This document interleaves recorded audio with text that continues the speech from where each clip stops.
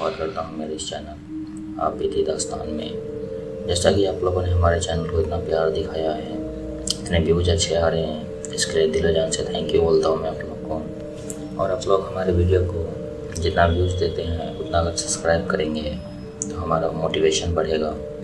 और जैसा कि हम लोग ऐसी स्टोरी लाते हैं जिससे आप लोगों को सीख मिलती है, तो आज की जो स्टोरी है कोटा की है, जिसमें कितने बच्चे लोग पढ़ने के लिए जाते हैं, आईटीआई की तैयारी करते हैं, आईआईटी की तैयारी करते हैं, नीट की तैयारी करते हैं।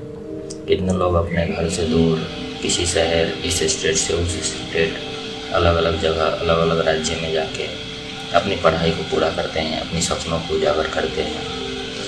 क्योंकि हर लोगों का सपना यही होता है कि पढ़ लिख के कोई अच्छा सा पोजीशन में उनको नौकरी मिल जाए, कोई अच्छी सी पोजीशन पे उनको अच्छा ऐसा काम मिल जाए जिससे उनका परिवार का खर्च, रोजी रोटी अच्छे से चले, अच्छे से उनकी ज़िंदगी सेटल हो जाए। क्योंकि यही माध्यम है हम जैसे स्टूडेंट लोग का, जो किसी न किसी सपने को लेके वो इस स्टेट से उस स्टेट, कभी कोटा, कभी पटना, कभी दिल्ली, ऐसे स्टेट जगह में जा के वो लोग अपने सपने को पूरा करने के लिए बहुत से जगह पे तो लोग ऐसे मतलब एग्ज़ाम देते हैं। कितने लोग उसमें पास भी होते हैं, नहीं भी होते हैं, फिर भी वो लोग, हम लोग तो यही कहना है कि आप कहते हैं ज़िंदगी में प्रयास करना छोड़ना नहीं चाहिए। क्योंकि ये ज़िंदगी आपसे, ये लाइफ आपसे थोड़ा वो तो परिश्रम तो मांगेंगी ही। क्योंकि अगर इतना सरल होता सब कुछ करना तो आज हर कोई अपनी अपनी जगह कोई नौकरी कर रहा होता, कोई अच्छे पोजीशन पे होता। तो यही है ज़िंदगी की ट्रैवलिंग। क्योंकि आप लोग जानते ही हैं कि ये ऐसी 18 से 22 के बीच में ऐसी एक उम्र होती है कि लोग इसमें हारते भी बहुत हैं और जीतते भी बहुत हैं। जो संभल जाता है समय रहते वो आगे निकल जाता है, जो नहीं संभल पाता है वो नीचे की तरफ फ्लो डाउन होते रहता है। इसी में कितने लोग टेंशन लेते हैं, बहुत सी ज़िंदगी में ऐसे कदम उठा लेते हैं जो कि ज़िंदगी भर पछताना पड़ता है।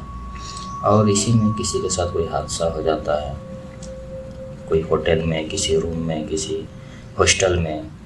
तो आज की जो स्टोरी है उसी हॉस्टल्स पे आधारित है, जिसमें हज़ारों बच्चे अपने सपनाओं को लेके आते हैं आईआईटी, नीट की तैयारी करने के लिए। उन्हीं में से एक अपना राहुल है। उन्होंने भी एक सपना देखा था।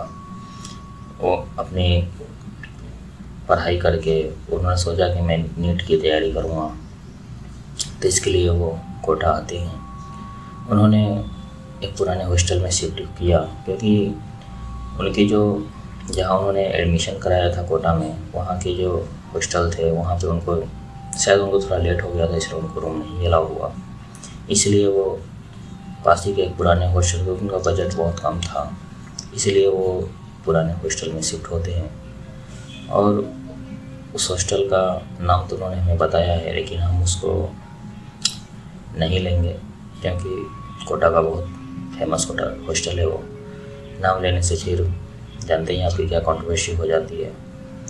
तो फिर भी हम उसका एक नाम बदल देते हैं, जिससे आप लोगों को, क्योंकि उस हॉस्टल का नाम बार बार आने वाला है, तो हम अपने मर्ज़ी से एक नाम रखेंगे, शिव रेसिडेंसी हॉस्टल। तो हॉस्टल के गेट पर घूमते ही उन्हें वहाँ तो शिफ्ट हो ही गए थे। उसके बाद वो अपनी पढ़ाई लिखाई में बिजी रहते, कभी कभी बाहर निकलते, अपनी जो जहाँ उन्होंने एडमिशन कराया था वहाँ जाते, पढ़ लिख के आते। फिर उसके बाद उन्होंने ऐसे ही करते करते उनकी तो कुछ दिन बीत गई। फिर उन्होंने एक दिन सोचा कि अंदर पढ़ते पढ़ते उनको थोड़ा सर में दर्द हुआ, तो उन्होंने सोचा कि थोड़ा बाहर का भी हवा लिया जाए, क्या है हॉस्टल का। इतने दिन से मैं हूँ लेकिन यहाँ के बारे में कुछ समझ नहीं पाया, देख नहीं पाया। तो उन्होंने निकले बाहर, घूमे बाहर, ठंडी ठंडी हवाएं चल रही थी। फिर उन्होंने, उनका जो कमरा था, मैं बताना भूल गया आपको, उनका कमरा नंबर 217 अलाउ हुआ था। और उनके वार्डन ने उनसे कहा था कि अगर रात में कोई अजीब सी आवाज़ें दिखाई सुनाई दे, कोई दरवाज़ा पे दस्तक दे तो उसे मत खोलना। तो उन्होंने अपनी बात को एग्री कर दी, क्योंकि आज के टाइम में कौन विश्वास करता है। तो इसलिए वो ये भी बात थी, और वो पढ़ने में एकदम किताबी कीड़ा थे, मतलब हमेशा पढ़ाई के में ही ध्यान देते थे, इसलिए वो बाहर भी उतना नहीं निकलते थे। तो उनको उनके लिए इसका कोई वो तो था ही नहीं। तो इसलिए उन्होंने घूमे बाहर, थोड़ी हवा हुआ ली, फिर वो अपने अंदर चले गए शाम होने से पहले। उसी दिन रात के करीब 1:30 बजे अचानक उनके दरवाजे की दस्तक हुई। राहुल उठे, सोचा कि कोई दोस्त होगा, लेकिन जैसे उन्होंने दरवाज़ा खोलने के लिए हाथ बढ़ाया, उनकी वही वार्डन की बात याद आई कि कोई दरवाज़ा रात में देर रात खटखटाए तो खोलना नहीं है। फिर अचानक धीरे से तेज हवाएं भी चलने लगी, वहीं पे आवाज़ भी आने लगी। फिर उन्होंने सोचा कि क्या करूं, समझ में नहीं आ रहा, खोलूं दरवाज़ा कि नहीं खोलूं। राहुल जी का तो दिल जम ही गया था, क्योंकि वो आवाज़ें उसके दोस्त अमित जैसी लग रही थी। लेकिन उन्होंने सोचा कि उस दिन अपने घर गया हुआ है, फिर ये कौन है। उनका दोस्त जो था वो अपने घर गया हुआ था उस दिन। फिर राहुल जी ने डर के मारे जवाब तो नहीं दिया। 5 मिनट बाद सब शांत हो गया। उन्होंने खिड़की के बाहर झाँक के देखा, हॉस्टल का पूरा कॉरिडोर खाली था। फिर उनके रूम के सामने गीले पैरों के निशान बने हुए थे, जैसे कि कोई अभी अभी पानी भिगा के पैरों से निकल के बाहर गया हो। उन्होंने कैसे करके वो रात बिता दी। सुबह हुई। अगली सुबह राहुल जी ने वार्डन से पूछा कि, फिर उन्होंने सोचा कि मैं पूछूं कि नहीं, फिर डरते डरते उन्होंने पूछ ही लिया। इस कमरे में पहले एक वार्डन से पूछा था, उस वार्डन ने उनको बताया। फिर इस कमरे में पहले एक लड़का रहता था, एक रात के बाद हॉस्टल छोड़ दिया। कहता था कि कोई हर रात उसे बुलाता है। राहुल ने पूछा उसका नाम क्या था। वार्डन ने जवाब दिया, अमित। राहुल के हाथ से तो पानी की बोतल ही गिर गई, क्योंकि उसी रात फिर 1:30 बजे दरवाजे पर आवाज़ आई और राहुल आज दरवाज़ा खोले, और इस बार आवाज़ दरवाजे के बाहर से नहीं, कमरे के अंदर से आ रही थी। क्योंकि 1:30 बजे के आसपास राहुल ने साफ सुना था कि दरवाज़ा खोलो, लेकिन इस बार आवाज़ उनके पीछे से आई। राहुल जी धीरे धीरे पलटे। कमरे के कोने में एक अंधेरा था। वहाँ एक लड़का खड़ा दिखा उनको, भीगा हुआ था, सिर झुका हुआ था, उसका चेहरा साफ तो दिख ही नहीं रहा था।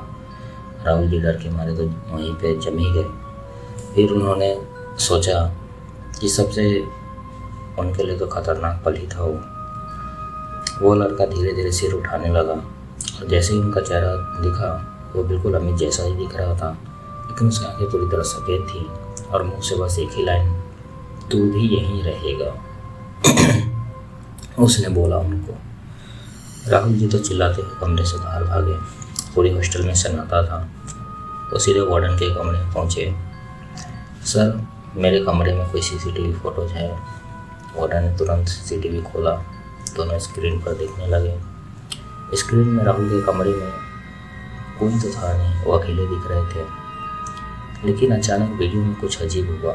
राहुल खुद ही दरवाजे के सामने खड़ा होकर खुद से ही बात कर रहा था, और फिर उसने दरवाज़ा खोलने की कोशिश की, जबकि असल में उसके दरवाज़ा को छुआ तक नहीं था। फिर कैमरा ग्लिच हुआ और 2 सेकंड के लिए स्क्रीन पर एक चेहरा दिखा। भीगा हुआ लड़का 217 कमरा रूम नंबर 217 के अंदर खड़ा है, और सबसे डरावनी बात तो ये थी कि वो कैमरे की तरफ देखकर मुस्कुरा रहा था। वार्डन ने धीरे से कहा, ये वही लड़का है जिसने 2 साल पहले यहीं हमारे अपने उस कमरे में जान दे दी थी। उसका नाम भी अमित था। राहुल डरते हुए पूछा, तो फिर वो मुझे क्यों बुला रहा है? तो वार्डन ने जवाब दिया, क्योंकि वो रूम खाली नहीं रहता था। हर साल कोई ना कोई वहाँ रुकता था। CCTV देखने के बाद राहुल पूरी तरह टूट चुका था। वार्डन ने साफ कहा कि आज तुम ये हॉस्टल छोड़ दो, लेकिन बाहर तेज बारिश शुरू हो चुकी थी और शहर में कहीं जाने की जगह तो थी नहीं। मजबूरी में राहुल ने एक आखिरी रात उसी हॉस्टल में बिताने की सोची। हर हर रात उसी समय वही आवाज़ें, वही चीज़ें होने शुरू हो गई। इस बार तो लाइट अपने आप बंद ही हो गई, पूरा कमरा अंधेरे में डूब गया। फिर धीरे धीरे पानी टपकने की आवाज़ आने लगी। राहुल ने मोबाइल की फ्लैश ऑन की। कमरे में डरावना बदलाव था। जैसे ही रोशनी फैली, कमरे की दीवारें गीली थीं, फर्श पर पानी फैला हुआ था और रूम के अंदर दरवाज़ा अंदर से खुला हुआ था, जबकि उसने लॉक किया था। राहुल डरते डरते दरवाजे के पास गया, अंदर झांका और जो उसने देखा, कमरे के अंदर वही लड़का बैठा था, पूरी तरह भीगा हुआ था, सिर नीचे, और उसके हाथ में पुरानी डायरी थी। लड़के ने धीरे से डायरी राहुल की तरफ बढ़ाई और राहुल ने कांपते हाथों से उसे खोला। उसमें लिखा था, मुझे कोई हर रात बुलाता है, मैं दरवाज़ा खोलता हूँ, अब मेरे बाहर नहीं जा सकता। ये लाइन लिखी हुई थी उसमें, अगला तुम हो, सबसे खतरनाक पल। उसमें लिखा हुआ था कि अगले तुम हो। अचानक वो लड़का उठा, खड़ा हुआ और धीरे धीरे राहुल के पास आया और उसके कान के पास आकर फुसफुसाया, आज तू जाएगा या मैं। राहुल ने पूरी ताकत से खुद को पीछे धक्का दिया और वो दौड़कर हॉस्टल से बाहर भागा।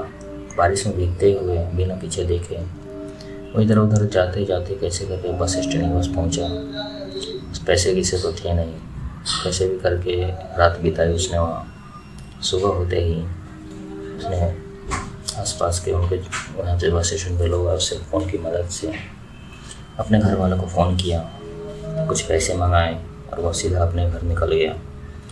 तो घर जाने के बाद वो तो बहुत डरा ही हुआ था, लेकिन उसने कैसे भी करके अपने मम्मी पापा को सब सच बताया। उनके माँ बाप ने उनको पूरा सपोर्ट किया, क्योंकि वो लोग इसमें विश्वास करते थे। अच्छे से एक भगत के पास लेके गए, थोड़ा झाड़ा हुआ उसका, उन्होंने कुछ रेमेडीज दी उसको कि पूजा में लीन रहो, कुछ दिन भक्ति भावना में रहो। उन्होंने भक्ति भावना में रहे, फिर धीरे धीरे सब ठीक होने लगा।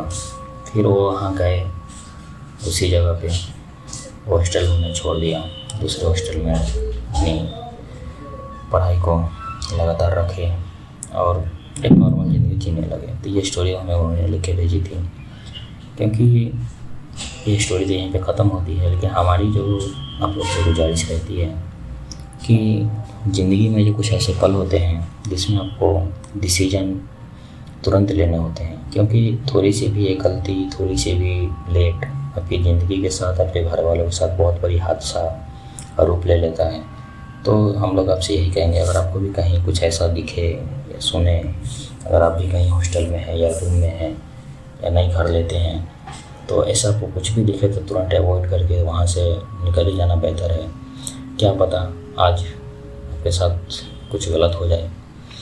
तो इस स्टोरी से यही हमको सीख मिलती है कि अगर आपको थोड़ा सा भी इंतला कहीं लगे कैसा है, तुरंत कदम उठाइए, तुरंत बाहर निकलिए, तुरंत कुछ ना कुछ एक्शन लीजिए, या तो घर ही छोड़ दीजिए या वो रूम ही छोड़ दीजिए। और हम जैसा कि आप लोग को बोलते हैं हर वीडियो में, ऑरा सबसे बड़ा ऑरा होता है। अगर आपका ऑरा स्ट्रांग होगा तो ऐसी ऐसी एंटिटीज आपका कुछ नहीं बिगाड़ सकती। वो खाली आपको देखेंगी और आप भी उसको देखेंगे, लेकिन वो आपके पास छुएंगे भी नहीं। तो जितना आप भक्ति भावना में लीन रहेंगे, उतना आपका ऑरा स्ट्रांग रहेगा, पॉजिटिव रहेगा। और जैसा कि हम हर वीडियो में बोलते हैं, अपने माँ बाप से प्यार बना के रखिए, देश में एकता सद्भावना बनाए रखिए, अपने छोटों से प्यार कीजिए, उन्हें अच्छी अच्छी क्या बोलते हैं और रेमेडीज़ दीजिए कि हाँ ऐसा करना है, ऐसा नहीं करना है। क्योंकि आप जो छोटों को सिखाएंगे वही वो करेंगे। क्योंकि आप भी चाहते होंगे कि जो गलती हमने कर ली वो हमारे छोटे या हमारे भाई बहन नहीं करें और नाइट आउट ट्रिप मारना बंद करें। ये तो हम लोग सब लोग से गुजारिश, क्योंकि आजकल के जितने टीनेजर हैं वो रात में ट्रैवलिंग करना बहुत पसंद करते हैं और अक्सर हादसे उन लोगों के साथ भी ज़्यादा होते हैं। तो ये सब बंद कीजिए। अब जिस भी देवता को मानते हैं, जिस भी धर्म से आते हैं, उन सब की भक्ति में लीन रहिए और अपने आप को इतना पॉजिटिव कीजिए कि आपसे ये एंटिटीज कोसों दूर रहें। तो आज तक के लिए मैं विक्रम सिंह यहीं तक साइनिंग ऑफ।